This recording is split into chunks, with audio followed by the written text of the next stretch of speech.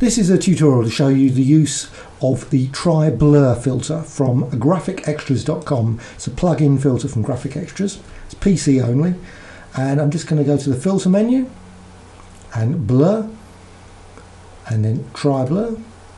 Comes up with the dialog, standard dialog, and I'm just going to reset it because I've just been using that. Now I'm just going to change the zoom level. Now, basically the purpose of the plugin is to apply blur. Now its default is a square blur and a triangular blur, and you can actually mix between the two. The blur strength is actually controlled by this slider here, so I'm just going to increase the blur,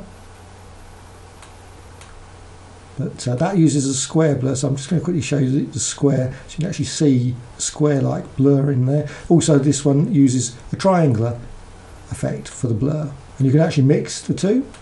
So I'm just going to quickly show some of the mixing. That actually more a sharpness effect, so it creates a sort of strong line around the image. Right. Also, just going to reset that again. You can actually modify the effect in different channels. So that's obviously the red channel, green, and blue. Right. Well, that's the basic functionality of the plugin. It's like I say, it's a blurring tool. Now, some of the other functions down the bottom. Now, there's a selection of things. Now, these are basically across all the plugins from Graphicxtras, and this section is for basically instead of applying the blur, it actually applies it as an effect. So the blur is actually a source applied to the. So I'm just going to quickly show you using the smear mode. And you can see it slightly smears off there. So I'm just going to increase the strength of the smear, just put it in fairly maximum. So it smears the image across there.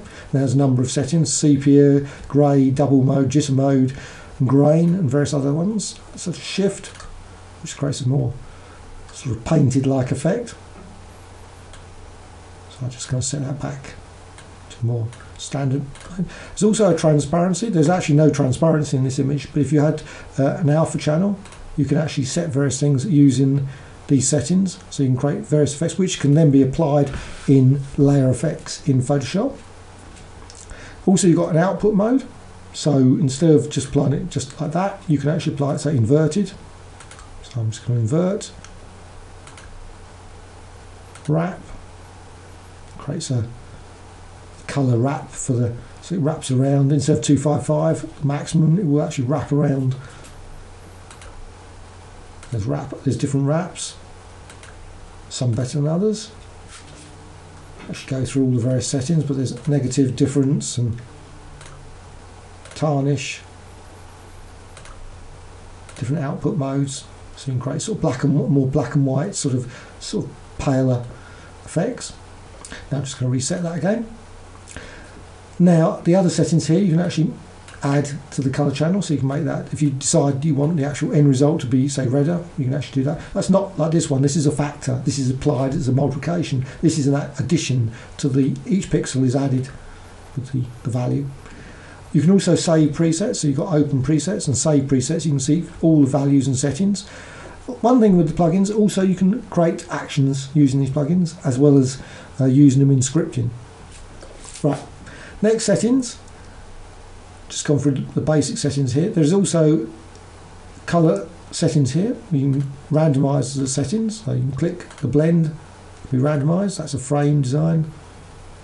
Solar effect, red effect there. You see extreme effects. Completely randomise all the settings. Reset that. Now, the final bit of the plugin is a post-random process. So you can just go, it's normally ignored. So I'm just going to set it to say source 1. So gradient. Gradient's probably the more interesting effect for this. So gradient blend.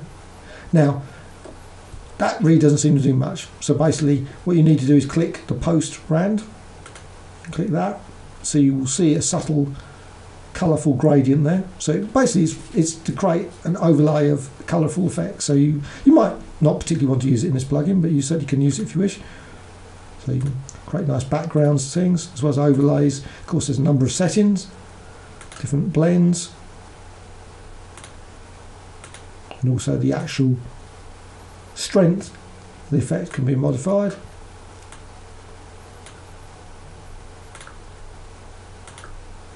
Yeah, and you also got the gradient there. Post random, just click, go through all the various settings. Some probably better than others, but it creates useful and interesting colour effects for any player. Anyway, that's the basic use of the TriBlur plugin from Graphicxtras.com.